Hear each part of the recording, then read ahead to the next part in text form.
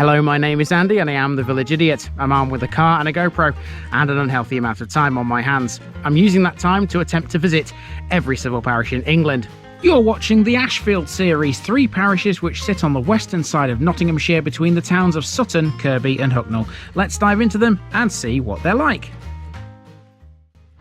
Welcome back to Ashfield once again, folks. Now, after the disappointment of Felley Priory earlier today, it means that you just get a little bit longer in this last one. This is the biggest one in Ashfield, and it's got quite a few settlements. It includes Jacksdale, it includes Underwood, it includes Bagthorpe, it includes Westwood. There's quite a lot here. Welcome to the massive parish of Selston.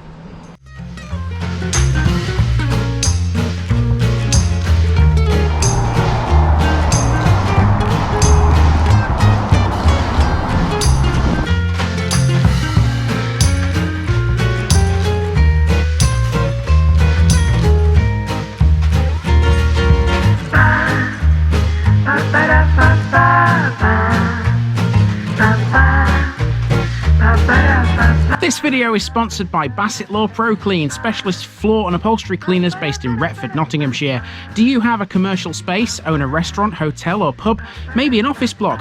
Bassett Law Pro Clean cover the entire country for commercial work. And they have a special offer.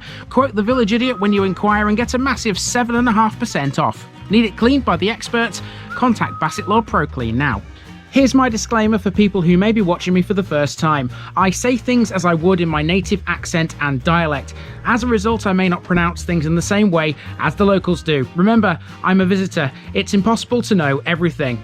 Leave me a comment, spin me a like and bash that subscribe button. Let's get to today's parish video.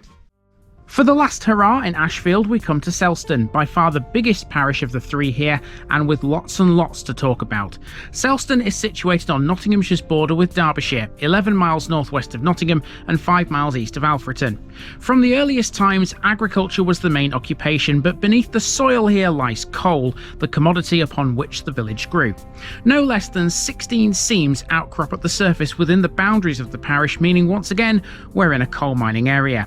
The original lease for coal dates from 1206, and for generations carts of grain from the Trent Valley were exchanged for Selston coal.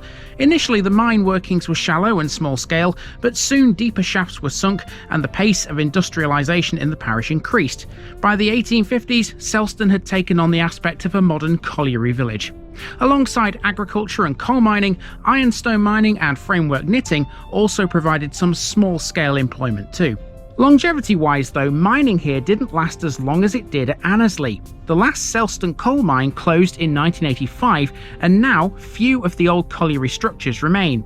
Many of the old shafts have been excavated, filled or capped, and Selston today is virtually a commuter village. The same can be said for all of its satellite settlements, and one by one we'll visit them all. Let's go.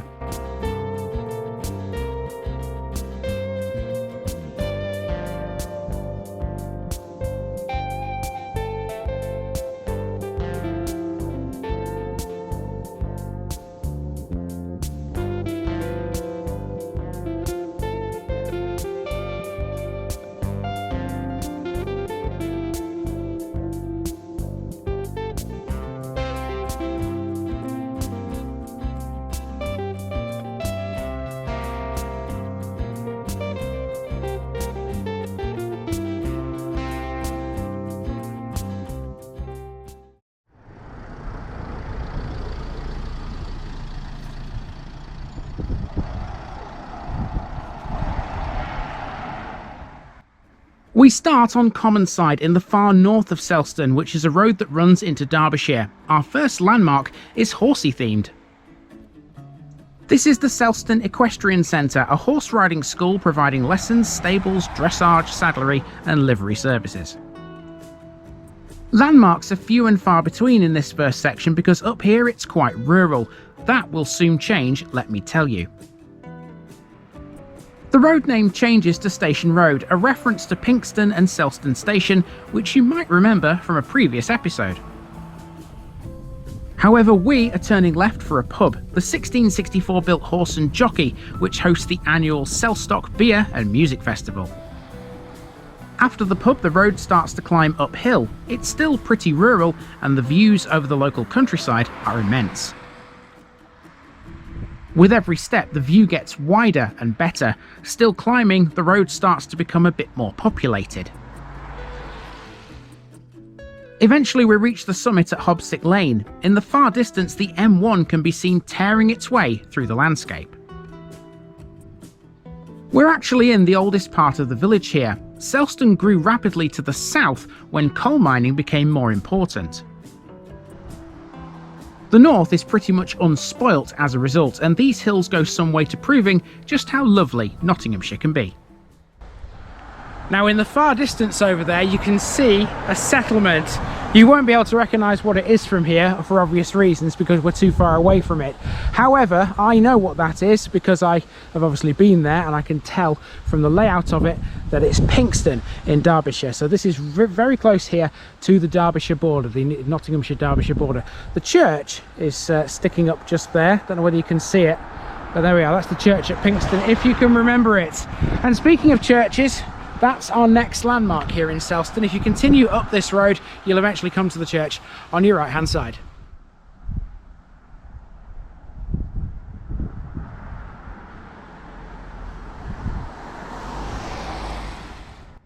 Selston's church is dedicated to St Helen. This dates back to 1150, but it stands on the site of an earlier Saxon building. What really makes this one stick out locally would be a little known event held every July, the Selston Tower Sermon. The sermon is given from the top of the tower to a crowd below in the churchyard. Originally a choir sung from the tower too. Traditionally, a guest preacher is invited. For the 100th anniversary in 2007, this was the Bishop of Sherwood, the Right Reverend Anthony Porter. It was started by Charles Harrison in 1907 to attract local travellers who would come here to visit the grave of Dan Boswell. Boswell was known as the King of the Gypsies. For many years, gypsies brought newborn babies to the church to be baptised. Let's move away from the church now. Right opposite, we have Beech Court Care Home, which accommodates 23 people. Okay, so opposite the church you've got a road called Desborough Road, and that's where we're heading now, into a housing estate, and this will take us down towards Selston's main street. You see, even though Selston is quite a big village, primarily it's a linear village, but there's just a lot more built to the north now, and I can make it into a circle. So let's head through this housing estate and see where this takes us.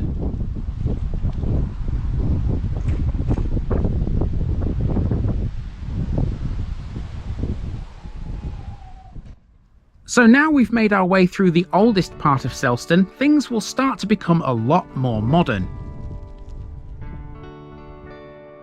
Bunyan Green Road is part of the St Helens housing estate. Many of these properties were added to Selston in the 1960s. Bunyan Green Road brings us to a small space known as Town Green, which has a park and the brand new War Memorial. This stone obelisk was erected in 2014, in part to commemorate those not on the memorial at St Helens Church.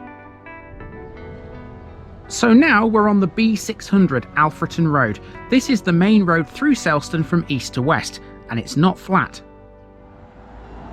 First up on here is a cafe.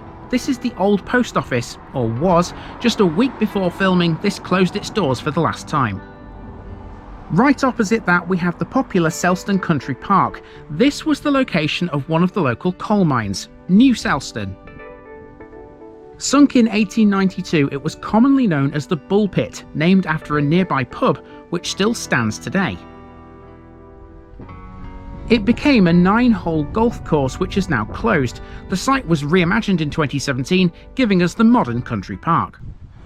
Now obviously there's a lot more to Selston Country Park than this. This is just the entrance and the car park. It goes for a long way behind the cafe, stretches for quite a distance to the south, but obviously I haven't got time for that. I've got plenty to cover in this episode.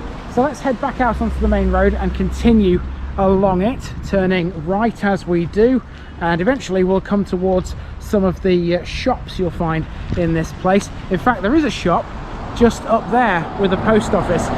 We'll start with that.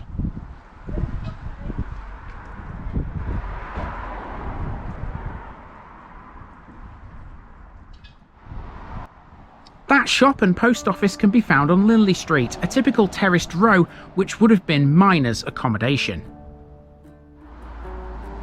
Next we have a bus stop, served by the Rainbow 1 to Nottingham and Alfreton, but also a local bus, the Selston Shopper. Just after that is the Bull and Butcher pub. This is the one from which New Selston Colliery gained its nickname. Next door is an interesting little building. Built in 1901, this used to house the Selston Parish Council offices. It's still in use today, but the council meet elsewhere. It's now a communal space available to hire, much like a village hall. On a lamppost nearby I found this notice. Apparently there are plans to build some brand new housing behind the Bull and Butcher. The B600 has now turned a corner and we're heading uphill. Don't be fooled by the camera, trust me, this is a steep climb. As you approach the top you pass a school, one of 3 on this route. This is Selston C of E Infant and Nursery School. Directly opposite the school is what's known as the Wood Bastow sculpture, which brings us to another former local industry. It was created in 2007 to memorialise the Wood Bastow textile factory, which was the main employment for females in the area. The factory closed in 1992 and now standing where it used to be is the housing estate you can see behind the sculpture. And on the wall next to the Wood Bastow sculpture you can see 2 mosaics. That one on the left says Dove Green 1866 and there's a horse and a what looks like a cart behind it. I'm not totally sure from this distance. Seems to be on some kind of tramway or something like that, wagon way maybe. And on the right hand side you've got Portland Wharf, and you can see the horse on that one too at the top, carrying some pulling some carts with goods in it to be loaded onto a ship.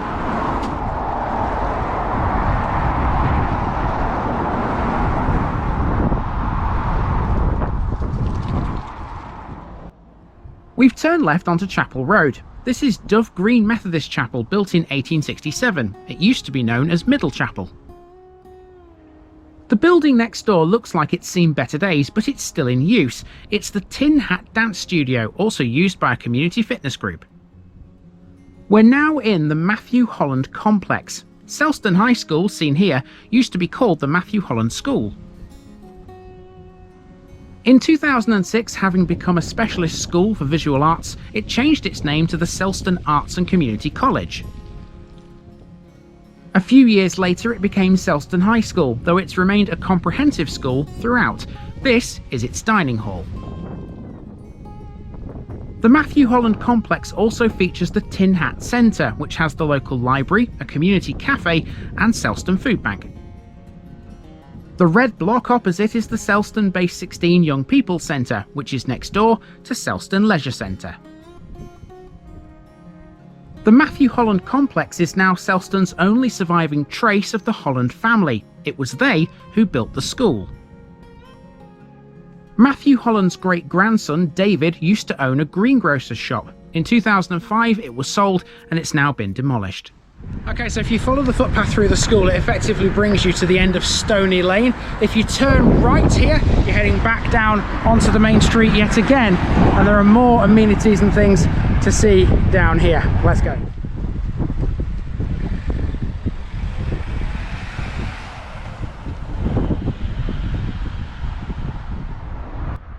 Selston Football Club now. Founded in 1968, they play in the United Counties League Division 1, England's 10th tier. They play at the Parish Hall ground, which is opposite the local allotments. Fans of football, and these, should enjoy this area. And here is the hall, which took over from the old offices as the Parish Council's meeting place. Selston FC are nicknamed the Parishioners. All of this can be found on Mansfield Road, and if you head south you're heading into the centre of the village. It does seem a little weird to think that we've already walked a long way, yet we're not actually in the village centre yet. We've now reached the B600 again, and we're looking due east here up Nottingham Road, which again is a big hill. Selston has 2 petrol stations here whose fuel prices were different. You'd have thought they'd be the same so close together, wouldn't you? The village centre is marked by a modest-sized shopping complex anchored by this large co-op supermarket. The road opposite has a few shops too, including Wise Eater, a Chinese takeaway and a chippy, all rolled into one. Elsewhere in the complex is a surgery and a pharmacy. This place has it all, but of course mining communities were always well looked after. Okay, so from this point onwards, I think I've got about 45 minutes worth of walking left. There's still quite a bit of distance to cover to get back to Commonside and the beginning. Landmarks wise, there's a park still to see, an area called the Hills, which I'm hoping isn't all that hilly, and a few more residential parts of Selston, and that'll be the main walk complete. But obviously I've still got to get there, and there's a lot of plodding to do just yet.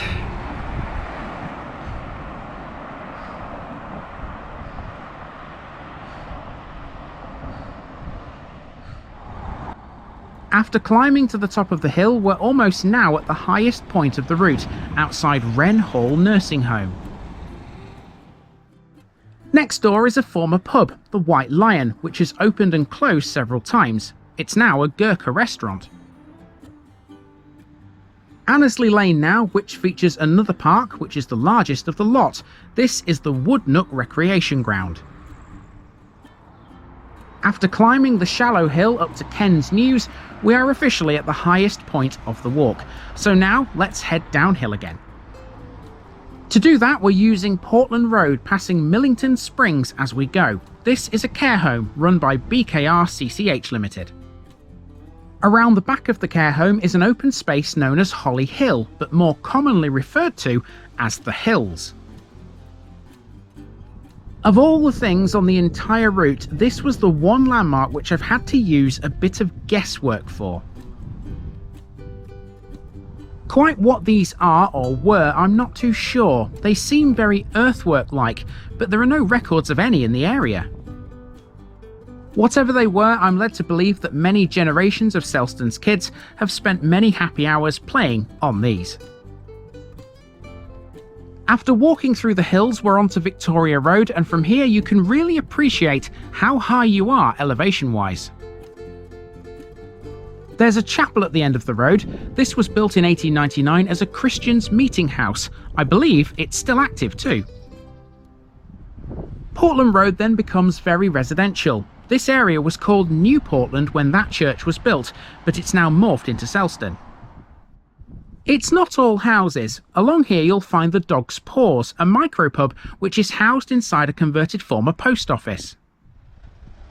And lastly we come to the third school on the route, Holly Hill Primary, which takes its name from the lofty perch on which it stands. Okay, so I've been going for nearly 2 hours now, I'm nearly back to the car. At the end of this road, after crossing this roundabout you can see in front of me, take a left turn and then immediately turn right and you're back on Commonside, and that has been Selston, or at least the village of Selston. Certainly not everything in the parish, because there are a couple more things I still need to cover. There are several settlements which fall within Selston's boundaries. One of them is Jacksdale, another one is Underwood, another one is Westwood, another one is Bagthorpe, and now we're going to go and cover all of those. Okay, so here we are in Jacksdale, which I think is the biggest of the other settlements within Selston Parish. I'm not going to spend too long in any of these, to be honest with you, because I've already spent 2 hours walking around Selston itself. These are all just going to be fleeting visits. So for Jacksdale, we're just going to walk around its sort of main central part. We're looking at the co-op there, which is the main shop in this place. There's a few other landmarks of note around this, including a memorial, there's a mining wheel, there's a river as well somewhere, and there's also a church. So we'll get to it, shall we?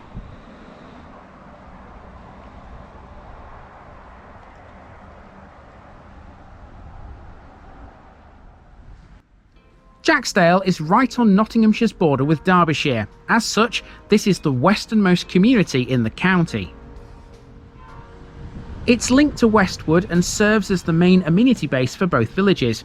Right in the centre is the local co-op store. After not finding a parish notice board in Selston, this was a welcome discovery. Mark off Selston everyone, Ashfield is complete. Jacksdale is centred around this square, which features the Lighthouse charity shop, the biggest of its kind in the area. Despite there being some quite lovely old buildings here, the only one that's listed is the War Memorial, which is also in this square. The memorial displays 64 names from both World Wars and is topped with Jacksdale's unknown soldier. More on him shortly. And there's a mining wheel memorial too. Jacksdale's pit was called Pie Hill No. 2 and it closed in 1985. Pubs-wise, there's only one, the Poachers Ale House micropub. Westwood, which is conjoined to Jacksdale, has the Royal Oak. Over the road is the community centre, which functions in much the same way as your average village hall. On it there's a plaque which tells us Jacksdale was voted the Central England Village of the Year in 2002 by Calla. What I thought to be a river initially is nothing more than just a stream, but this does flow into the nearby River Erewash. This memorial garden is around the back of the community centre. In the floor is a mosaic that mentions Jacksdale's unknown soldier. On the wall is an amusing poem written by Eddie Wilbraham that tells the story of how the original soldier fell off and smashed. It was replaced in 1997. Let's drive through the rest of the centre as we make for the church now. Aside from what we've already seen, Jacksdale's amenities include a post office, a chemist, hair salons, barbers and estate agents, a garage or two and a library amongst others. It's a well-served village. It also has a school, which you'll see on the left-hand side momentarily.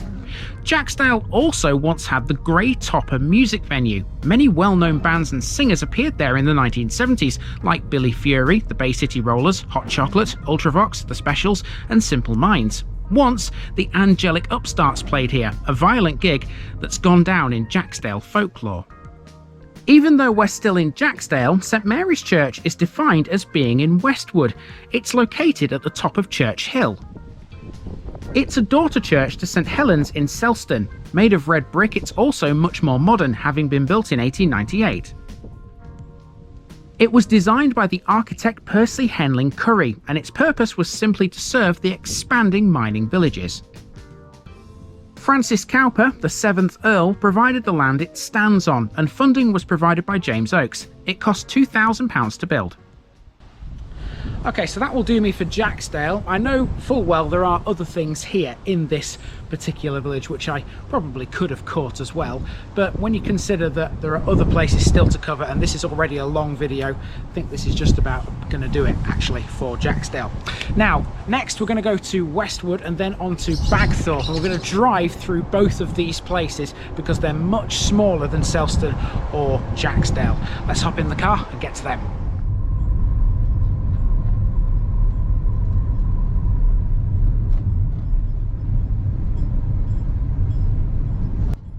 Westwood is effectively a continuation of Jacksdale. The two are interlinked, although the houses in Westwood are mostly newer. 86% of the housing in Jacksdale was built before 1918. Several local community groups are shared between the two settlements. The Jacksdale and Westwood area has had several notable residents too. These include motor racers John Newbold and Kyle Ryde, and the actress Samantha Beckinsale, who was born in Jacksdale in 1966, the daughter of the actor Richard and half-sister of fellow actress Kate. And believe it or not, former US President John F. Kennedy once stayed at a farm in Jacksdale whilst visiting his sister at Chatsworth House. Now we're entering Bagthorpe. Look left and you'll see the Shepherd's Rest pub, a 2-room building which is a popular location for local ramblers. Bagthorpe has 2 pubs, the other being the Dixie's Arms, also on your left as you drive through it. Both pubs have a real old-fashioned feel to them according to online reviews. Bagthorpe is a linear settlement and almost wholly residential otherwise. It's stretched out along one road which is sparsely populated before it merges at its eastern end into Underwood. Like Jacksdale and Westwood, Underwood and Bagthorpe are often considered one and the same thing. Underwood sits on top of a hill, offering some pretty views across the Erewash Valley. It's mostly residential. The existence of Bagthorpe Primary School and the proximity of the M1 makes this a desirable village for working families. So for Underwood, it's going to be the same story as it was in Jacksdale. We're just going to have a little wander around this main central area. It's all basically along this one road, Church Lane. You've got a couple of pubs, you've got the church itself, you've got the cricket club, a few other bits and bobs. This here is the Miners' Welfare, and look up above the main window. You can see it says Underwood Miners' Welfare, Kimberley Ales. If you haven't seen my Kimberley episode in Broxtowe, well, now's the opportunity to go and have a look at that and learn all about the beer that came from Kimberley, Hardy and Hanson's Brewery. Good to see that's still being displayed here at the Miners' Welfare. Right, let's have a wander around Underwood to finish off this episode.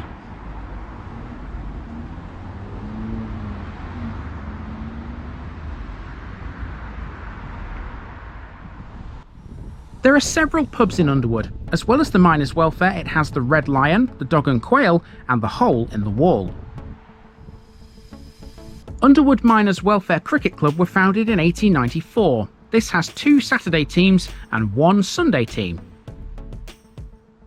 These industrial units feature another micropub, the Ginger Giraffe, complete with an actual giraffe statue on the Alfreton roadside. We, though, are sticking to Church Lane, and given the name of the road, you can be pretty sure of what the next landmark is. Dedicated to St Michael and All Angels, Underwood's church looks older than it actually is. The foundation stone was laid in 1889. It was consecrated in 1890. It's a considerable size considering that at the time of its construction, Underwood was quite small. The situation was slow to change until houses were built opposite the church in the early 1900s, thanks to mining developments. It sits on an elevated site and its lofty tower can be easily seen from miles around. The tower is actually roofed with oak shingles. The tower also has a clock face on all 4 sides. The entire exterior is of stone and it's set in a large, well-kept churchyard. In front of the church is a mining memorial, this one in the form of a winding wheel. Underwood's pit was Pie Hill No. 1. Officially, it was called Selston Underwood and all 3 pits were linked together. This memorial was dedicated in 1985. The church wall has a war memorial tablet. The clock on the tower is also part of this, a fact reaffirmed by the tablet itself. A few steps away from the church you'll come to Underwood's main park, which features a football pitch and all the usual play equipment. Along one edge is the Underwood Community Centre, a large hall which can cater for any event, provided it's got less than 90 people. And if you head north from here, the road takes you downhill and into Bagthorpe, emerging at the Dixie's Arms pub. Now, because I'm good to you, I am going to give you yet more. Here comes today's special section, which includes a few of the other things which I haven't been to personally myself, but I know are still within the parish boundaries of Selston. Here's a by no means exhaustive list of some of the other things around Selston Parish. As well as a football club, Selston also has a cricket club on Mansfield Road. Also on Mansfield Road is a caravan dealer which goes by the name of Rove Motorhomes. There are several other shops and businesses scattered all over, like this hair salon near Commonside. On the road to Jacksdale is a kennels and cattery named Heavenly's. Jacksdale itself has a popular garden centre located on Main Road between the village and Underwood. Felley Wood can be accessed from Underwood, and despite the name, it's not actually in Felley. This is Bagthorpe Primary School, which I did actually pass, but I never recorded. Underwood has its own primary school too on the road to Jacksdale, and this is it. And here are the other pubs I mentioned whilst we were in Underwood. This is the Hole in the Wall. Here's the Dog and Quail. And lastly, the Red Lion. And although you won't find her in the village, we have to talk about Billie Eilish. How, you ask, does Selston have a connection to one of the biggest celebrities in the entertainment industry right now? Well, in 1873, Stephen Cox Wood Sr. was born in the village. He emigrated to Canada as a young man, and not a lot is known about him after that. However, his great-great-grandchildren are none other than Phineas O'Connell and Billie O'Connell, the latter of course known far, far better by her stage name. And from Underwood, the easiest way out of Ashfield is via the A608, which runs past Felley Wood and the entrance to Felley Priory, back to the M1 at junction 27. So a short series, but wasn't it an interesting one? Stay tuned, Nottinghamshire, because next week we'll be back here again for another one elsewhere in the county.